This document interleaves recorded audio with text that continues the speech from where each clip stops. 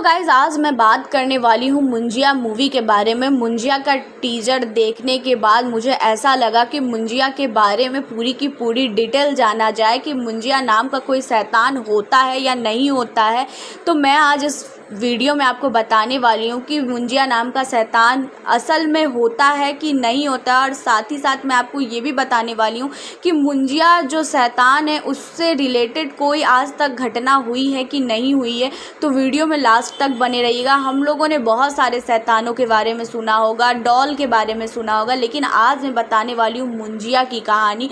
तो गाइस बता दिया जाए तो मुंजिया नाम का जो शैतान होता है वो हमेशा पीपल के पेड़ में ही वास करता है। उसका जो घर होता है वो पीपल का पेड़ होता है। ये मुंजिया बनता कैसे है तो बता दिया जाए, जो छोटे बच्चे होते हैं 1 साल से लेके 10 साल के अंदर जिसकी डेथ हो जाती है, वही बच्चे जो हैं बाद में जाके मुंजिया बनते हैं। बता दिया जाए कि ये जो मुंजिया जो बन जाते हैं इनके अंदर इतनी ज़्यादा शक्ति होती है, इनको कोई भी तांत्रिक कुछ भी कर ले इनको कुछ भी फ़र्क नहीं पड़ता है।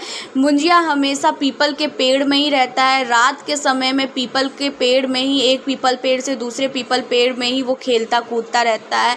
और मुंजिया जो होते हैं वो पीपल के पेड़ के नीचे किसी को भी पसंद नहीं करते हैं। रात के समय में कोई भी तांत्रिक अगर मुंजिया को परेशान करता है तो उसके बाद मुंजिया जो है वो बहुत ही ज़्यादा गुस्से में आ जाता है। कह दिया जाए तो मुंजिया नाम का जो शैतान होता है वो वैसे बहुत ही खतरनाक होता है, लेकिन इनका जो हरकतें होता है वो एकदम बच्चों की तरह होता है। मुंजिया जो होते हैं वो सिर्फ अपनी ही फैमिली को नज़र आते हैं, उसके अलावा ये किसी को भी नज़र नहीं आते हैं। बाकी लोग इनको नहीं देख सकते, ये सिर्फ अपने फैमिली को ही नज़र आते हैं। अगर हम बात करें मुंजिया की पावर के बारे में तो मुंजिया का पावर इतना ज़्यादा होता है कि कभी कभी ऐसा होता है ना कि कितने तांत्रिक लोग किसी के पेट में जाके बच्चे को मारने की कोशिश करते हैं, तो मुंजिया को ही अपने बस में करते हैं। और मुंजिया के अंदर इतनी ताकत होती है, वो किसी भी औरत के पेट के अंदर जाके उसके बच्चे को वो मार सकता है, इतना ज़्यादा वो शक्तिशाली होता है।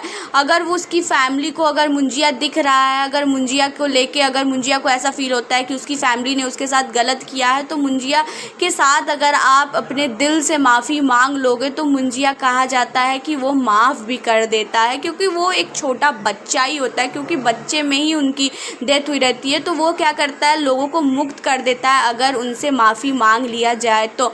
अब हम बात करते हैं कि एक सच्ची घटना जो 1996 में हुई है महाराष्ट्र में। एक बच्चे के साथ, एक बच्चा था और उसकी एज लगभग 10-12 साल की थी। वो बच्चा शाम के टाइम में अपने घर पे जा रहा था, और अपने घर पे जो जा रहा था वहीं पे बीच रास्ते में एक पीपल का पेड़ था। उस बच्चे ने सोचा कि हम इस पीपल के पेड़ के पास में ही सूसू कर लेते हैं, उसको सूसू लगी थी। तो उस बच्चे ने क्या किया है कि उस पीपल के पेड़ के नीचे ही उस बच्चे ने वॉशरूम कर दिया। उसके बाद क्या हुआ, वो मुंजिया की आत्मा जग गई और मुंजिया को लगा कि मेरे साथ इस बच्चे ने गलत किया है, और उसने क्या किया कि बच्चे के अंदर अपने आप को प्रवेश करवा दिया। उसके बाद जब बच्चा अपने घर पे गया तो बच्चे की हरकतें बहुत बेकार सी थी। उसकी फैमिली सोच में पड़ गई थी कि हुआ क्या है। बहुत सारे तांत्रिक लोगों को उसकी फैमिली ने दिखाया, लेकिन वो बच्चा सही नहीं हुआ। कुछ टाइम बाद उसकी सारी की सारी फैमिली मर गई। बच्चे को उसकी फैमिली ने एक कमरे में बंद कर रखा था। कुछ टाइम बाद एक औरत ने जब उस कमरे को खोला तो वहाँ पे वो बच्चा नहीं था।